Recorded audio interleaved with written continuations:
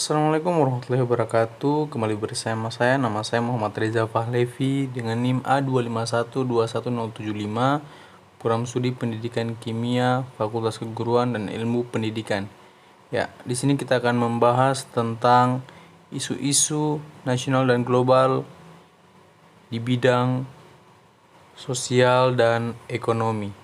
Itu, pencemaran air. Pencemaran air yang terjadi di beberapa wilayah dapat menimbulkan banyak ikan yang mati dan menghasilkan air yang menguning serta berbau menyengat. Sumber daya hutan dan lahan.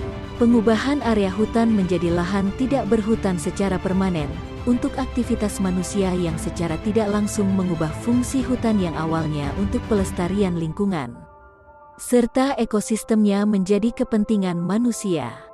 Seperti kebakaran lahan yang terjadi di Kalimantan Barat yang menyebabkan kabut asap yang berbahaya bagi kesehatan manusia dan terganggunya habitat satwa liar lainnya. Ekosistem laut. Pembuangan sampah plastik yang berada di laut membuat rusak terumbu karang dan terkontaminasinya ikan-ikan yang hidup di laut. 6. Persebaran kemakmuran teknologi dan informasi. Globalisasi dengan semua implikasinya telah membawa dampak yang luar biasa terhadap perkembangan dunia.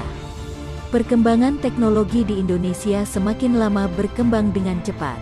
Salah satu dari banyaknya pengaruh globalisasi yang sangat terlihat adalah kemajuan teknologi dan informasi. Tidak dipungkiri bahwa ilmu pengetahuan dan teknologi informasi memberikan manfaat besar bagi kemajuan suatu bangsa.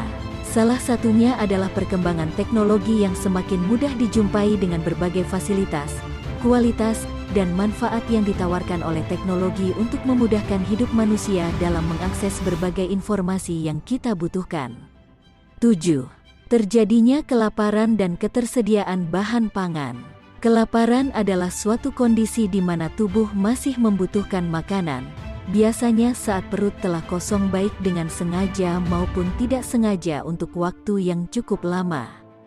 Terjadinya kelaparan dapat disebabkan oleh bentuk ekstrim dari nafsu makan normal atau faktor ekonomi yang tidak stabil dan tidak merata. Ketersediaan pangan adalah kemampuan memiliki sejumlah pangan yang cukup untuk kebutuhan dasar.